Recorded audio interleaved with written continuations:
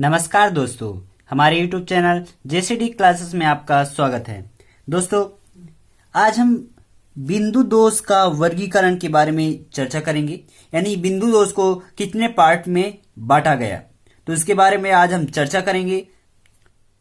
यदि आप हमारे चैनल पर नए हैं तो हमारे चैनल को सब्सक्राइब कर लीजिए और बेल आइकन को अवश्य दबा दीजिए। हमने केमिस्ट्री का पार्ट फर्स्ट चैप्टर हमने स्टार्ट कर दिया है और पूरा लास्ट चैप्टर तक हम पढ़ाएंगे। हमारे चैनल को सब्सक्राइब कर लीजिए, ठीक है दोस्तों। तो है बिंदु दोष। बिंदु दोष का वर्गीकरण। तो बिंदु दोष को 3 भागों में बांटा गया। कौन कौन से? रस समीकरण दोष, अरस समीकरण दोष और अशुद्धि दोष। कौन कौन से?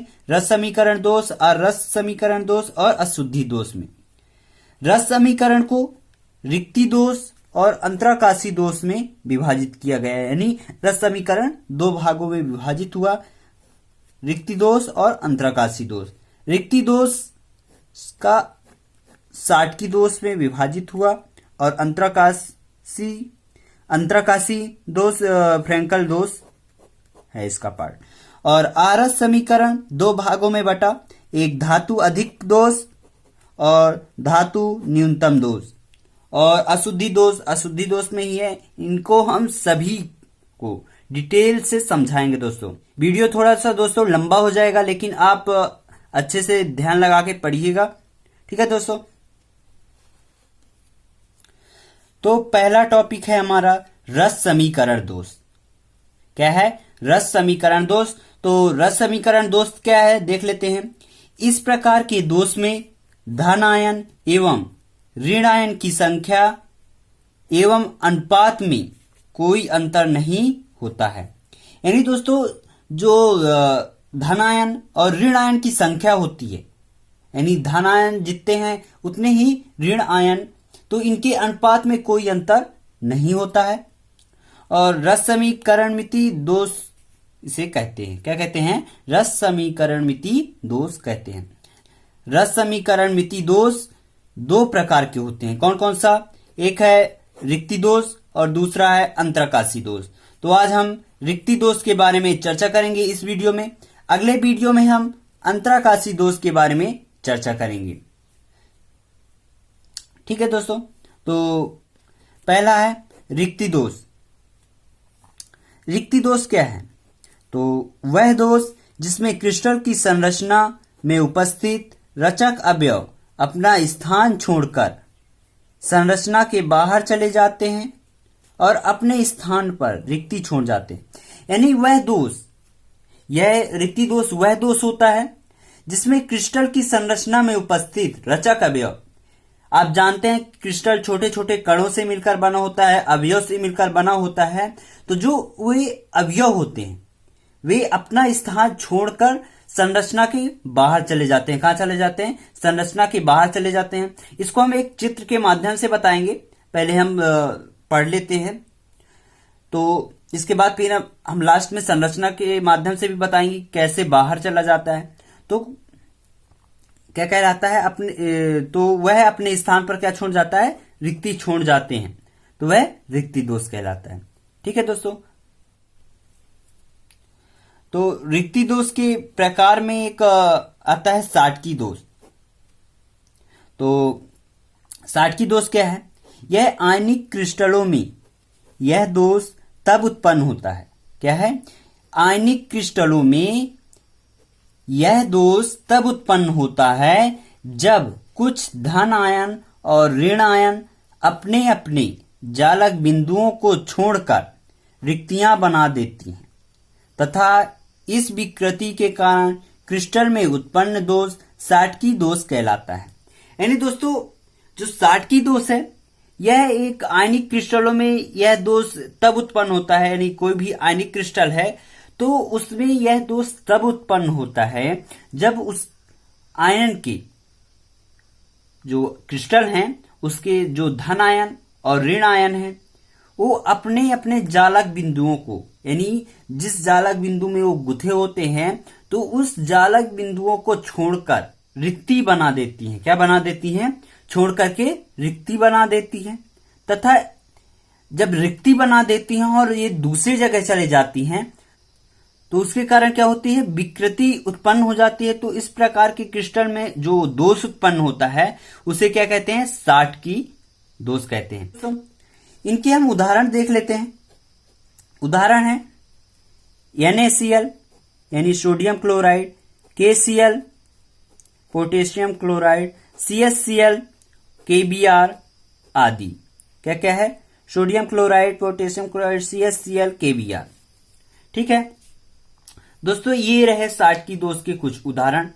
अब हम साटकी दोष को एक चित्र के माध्यम से समझते हैं कि ये जो है ये कैसे बाहर जाता है, जो जालक बिंदु है। तो इसको हम आज आपको हम चित्र के माध्यम से बताते हैं। साटकी दोष की संरचना है किसकी, साटकी दोष की संरचना है। ठीक है दोस्तों, इसमें देखते हैं, हमने पढ़ा था कि धन आयन और कुछ ऋण आयन, क्या है, ऋण आयन अपना स्थान छोड़कर बाहर चले जाते हैं और अपने स्थान पर क्या छोड़ जाते हैं, रिक्तियां छोड़ जाती हैं। ठीक है दोस्तों, यहां बाहर चले गए इन लोग और यहां पास क्या छोड़ गई, रिक्तियां छोड़ गई अपने स्थान पर। यहां पास धन आयन था, यहां पास ऋण आयन था, तो इन लोग जाके यहां पास क्या छोड़ गई, रिक्तियां। ठीक है दोस्तों, ये बाहर चली गई। और जो एक जालक बिंदु है, इसके बाहर जाने के कारण इसकी संरचना गड़बड़ हो जाती है, यानी बिखर जाती है, यानी इनमें विकृति उत्पन्न हो जाती है। दूसरा पॉइंट है अंतराकाशी दोष। क्या है, अंतराकाशी दोष। तो इसको पढ़ते हैं। इस दोष में क्रिस्टल में उपस्थित धन आयन क्रिस्टलीय संरचना के अंदर अंतराकाशी स्थान में चले जाते हैं, जिससे घनत्व में कोई परिवर्तन नहीं होता है। यानी दोस्तों, इस दोष में जो क्रिस्टल है उसमें उपस्थित जो धन आयन होती हैं, यानी जो क्रिस्टल में धन आयन उपस्थित होती हैं, तो वह क्रिस्टल संरचना के अंदर ही, कहां पास, क्रिस्टल संरचना के अंदर ही अंतराकाशी स्थान में चले जाते हैं। यानी जो धन आयन है वो अपने स्थान को छोड़कर क्रिस्टल के अंदर ही दूसरी जगह चली जाती हैं, जिसके कारण घनत्व में कोई परिवर्तन नहीं होता है। यह क्या कहलाता है, अंतराकाशी दोष कहलाता है। अंतराकाशी दोष में के अंदर है फ्रैंकल दोष। तो फ्रैंकल दोष क्या है, देखते हैं। फ्रैंकल दोष की परिभाषा है, इस प्रकार का दोष उन आयनिक ठोसों में होता है जिनमें धन आयन का आकार छोटा, यानी जो है फ्रैंकल दोष है वह इस प्रकार के क्रिस्टलों में पाया जाता है, यानी आयनिक ठोसों में होता है जिसमें धन आयन का आकार क्या होता है, छोटा होता है। वह ऋण आयन का आकार क्या होता है, बड़ा होता है। ठीक है, इस दोष में क्रिस्टलीय संरचना का कोई भी, यानी क्रिस्टल संरचना के अंदर कोई भी धन आयन, क्या, कोई भी धन आयन अपना स्थान छोड़कर अंतराकाशी स्थान पर चला जाता है और अपने स्थान पर रिक्तियां छोड़ जाता है। यानी जो क्रिस्टल संरचना में उपस्थित जो धन आयन है, कोई भी धन आयन, तो वो अपना स्थान छोड़कर कहां चला जाता है, अंतराकाशी स्थान में चला जाता है, यानी दूसरे स्थान पर चला जाता है क्रिस्टल के अंदर ही, और अपने स्थान पर क्या छोड़ जाता है, रिक्तियां छोड़ जाता है। तो वह फ्रैंकल दोष कहलाता है। इसको हम चित्र के माध्यम से अच्छे से समझेंगे। तो पहले इनका हम उदाहरण देख लेते हैं, फिर चित्र के माध्यम से समझेंगे।